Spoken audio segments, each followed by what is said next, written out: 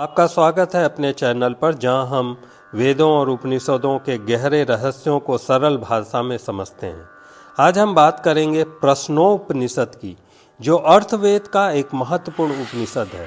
यह उपनिषद 6 गहन प्रश्नों और उनके उत्तरों पर आधारित है, जो जीवन, आत्मा और ब्रह्म के बारे में गहरा ज्ञान देते हैं। तो आइए इनके 15 मुख्य बिंदुओं को समझते हैं। प्रश्नोपनिषद अर्थवेद का एक उपनिषद है और इसे 108 उपनिषदों में गिना जाता है।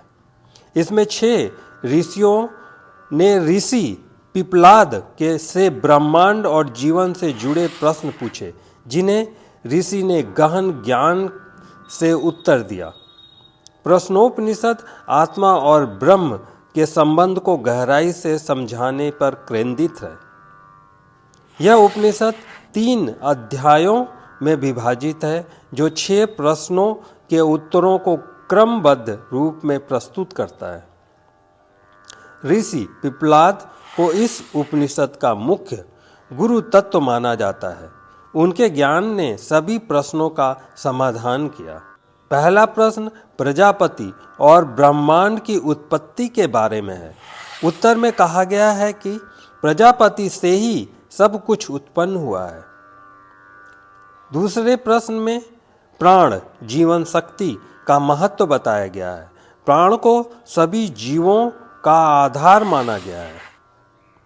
तीसरे प्रश्न इंद्रियों, मन और आत्मा के संबंध को समझाता है। इसमें कहा गया है कि मन इंद्रियों को नियंत्रित करता है और आत्मा मन के परे है। चौथे प्रश्न में ध्यान और ओंकार की शक्ति पर चर्चा है। ओंकार को ब्रह्मांड की ऊर्जा का प्रतीक माना गया है। इसमें प्राण के 5 रूपों प्राण, अपान, व्यान, उदान और समान का वर्णन किया गया है और उनका शरीर में कार्य बताया गया है। अंतिम प्रश्न आत्मा और ब्रह्म के स्वरूप के बारे में है। उत्तर में आत्मा को शुद्ध, अमर और ब्रह्म से अभिन्न बताया गया है।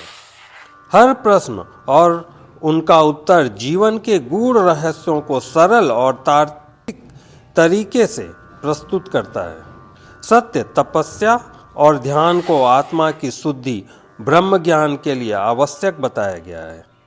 यह उपनिषद सिखाता है कि सही ज्ञान प्राप्त करने के लिए गुरु के मार्गदर्शन की आवश्यकता होती है।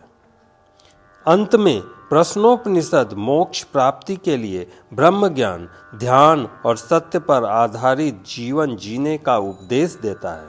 दोस्तों, प्रश्नोपनिषद हमें आत्मा, प्राण और ब्रह्म का गहरा ज्ञान देता है। यह सिखाता है कि जीवन के गहरे प्रश्नों के उत्तर ध्यान, सत्य और तपस्या में छिपे हैं। अगर आपको यह जानकारी पसंद आई हो तो इस वीडियो को लाइक करें, शेयर करें और सब्सक्राइब करना ना भूलें। धन्यवाद। आपका दिन शुभ हो।